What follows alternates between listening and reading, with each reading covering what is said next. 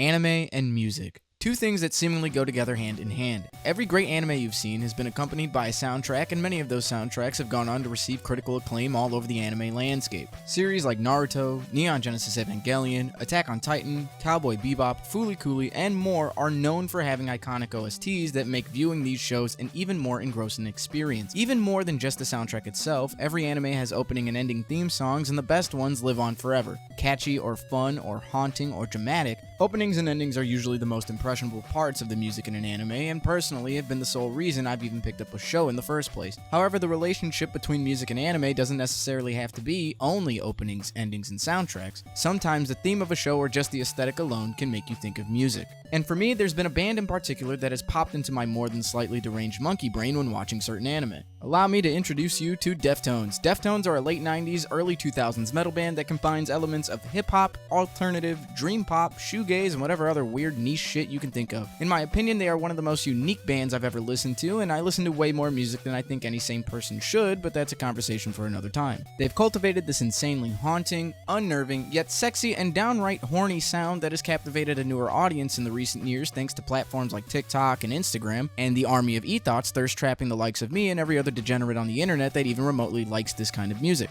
Or sex. Anyway, this whole TikTok phenomenon has given Deftones a renaissance of some sort, and to be honest, I'm all for it. I mean, White Pony is literally one of the best albums of all time, a legitimate 10 out of 10, but that's besides the point. With this increase in popularity and my vast knowledge of anime, I began to notice something kind of funny recently. Listening to Deftones reminds me a lot of the anime I've seen in some weird way. And in this video, I'll be highlighting a few of the shows I think fit the Deftones aesthetic. That aesthetic being dark, haunting, gloomy, depressing music that feels kinda icky and dirty, but simultaneously makes you want to buy a pack of Newports, condoms, and a dog collar. So enough yearning for depressing, stinky car sex, and let's kick this video off with a series that is literally about as fucked up and horny as it gets without breaking community guidelines.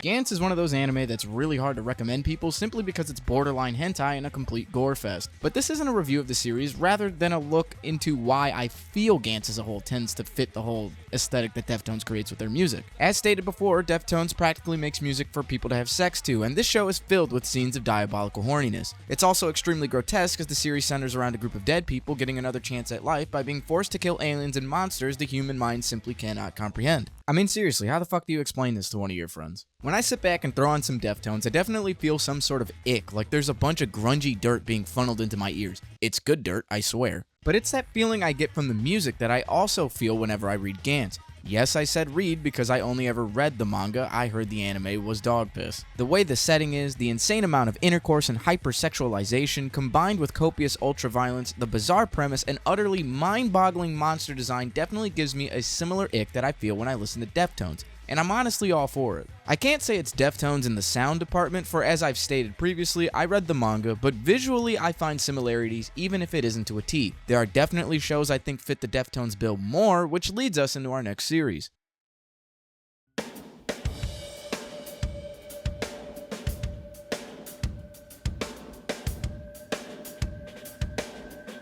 If the song Digital Bath from the White Pony album could take a visual form, it would be Serial Experiments Lane. Deftones not only makes me want to touch myself, but also makes me feel like I'm in a weird futuristic alternate reality. I envision early 2000s technology and look back at the whole Y2K trend of the era, and Serial Experiments Lane captures that vibe elegantly. The focus of Lane is about the enhancements and future problems that come with the more digital age we know now, which is in itself completely terrifying, seeing Lane basically predicted the way modern internet would come to fruition. Lane is haunting and quiet. It feels dreary, but at the same time, hypnotizing. Those are some of the key elements that draw listeners to Deftones' music. It's a huge part of the appeal. It's fucking creepy. Lane delves deep into the psyche of its characters, of its viewers, and that's the feeling listening to a song like Digital Bath or Change in the House of Flies invokes. It's uncomfortable. Lane leans more towards the psychological horror side of Deftones rather than the sexy side. There are plenty of TikTok edits of Lane to Deftones songs that invoke fear and mystery that it's hard to deny the similarities. Not to mention the opening to Serial Experiments Lane is a haunting alternative rock song similar to something Deftones would draw inspiration from or downright cover. Duvet is a classic and is also all over TikTok and YouTube, so do yourself a favor and listen to it if you haven't already.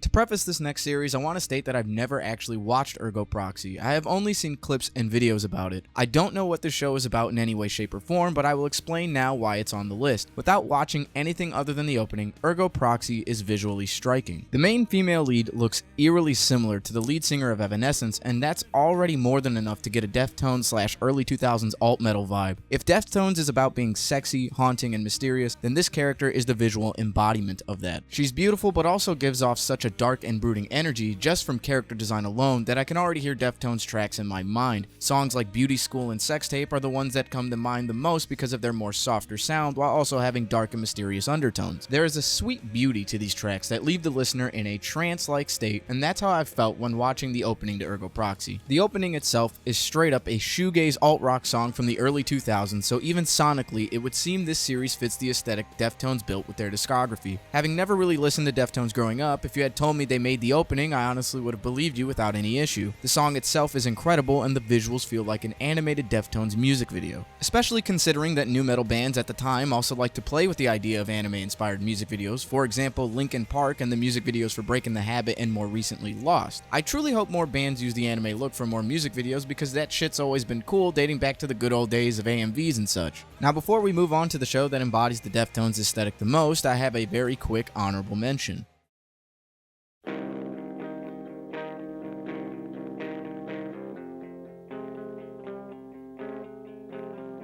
The first anime I ever watched was Dragon Ball Z. In my video titled The New York Jets or Why I Watch Anime, link in the description below, I explained how Dragon Ball Z Cooler's Revenge was the first time I was officially introduced to anime. And in that same movie there's a scene where Cooler kills a bird and Goku seeing that, picks up the bird, goes full on Super Saiyan and brings the bird back to life. All this happening while Change in the House of Flies by Deftones played in the background. The first time I listened to Deftones was also the first time I watched anime, which is pretty fucking crazy to think about. So I just wanted to give a quick shout out to the series that not only brought me into the world of anime, but also showed me my first Deftones song and put me on the track to somehow make this video over a decade later. Thanks Funimation, dubs can be pretty fucking cool. Now back to regularly scheduled programming.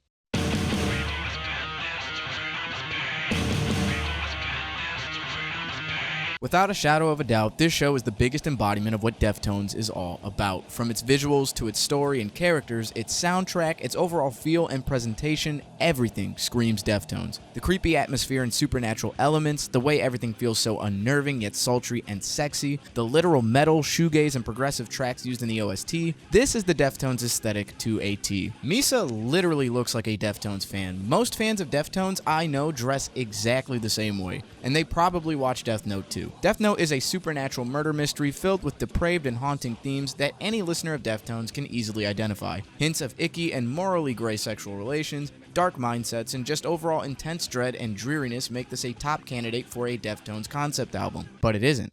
It's an anime. What really separates this show from the rest that I covered isn't just the emo alternative visuals and downright dreadful atmosphere, but its soundtrack. The opening and endings are obviously considered classics among the anime community, but it's the OST within the series that is so Deftones, it fucking hurts. Tracks like Light's Theme, Jiken, Senritsu, Kodoku, and so many more feel like they were ripped straight from an unreleased Deftones demo tape. The whole soundtrack feels inspired by them. So much of these songs are shoegaze and dream pop back before these genres reached the popularity they have now. I can honestly credit Death Note for making me a fan of these genres and pointing me into the direction of bands like Deftones. I used to listen to these tracks daily and just get lost in the creepy, lonely, yet transcending vibe these tracks offer. It's no wonder White Pony ended up being one of my favorite albums of all time. If you're a fan of Deftones or any kind of alternative rock, I implore you to listen to the Death Note soundtrack. It's truly life-changing. For me, the most important part of the entire Deftones aesthetic isn't the look or even necessarily the subject matter. It's the sound and the feelings that accompany said sounds. And Death Note absolutely nailed it. Deftones are now one of the biggest bands in the world. Their influence can be felt in all different mediums: fashion, music, storytelling, even memes, but I do wonder if they ever stop to consider whether they've had an influence on anime, because I sure think they did. I'm not even sure if they even watch anime. Whether they do or not, you can't argue the similarities between the shows I've covered and the incredible body of work this band has created. Anime and Deftones is a match made in heaven. I'm your friendly neighborhood rom-com senpai, and I'll catch you in the next one.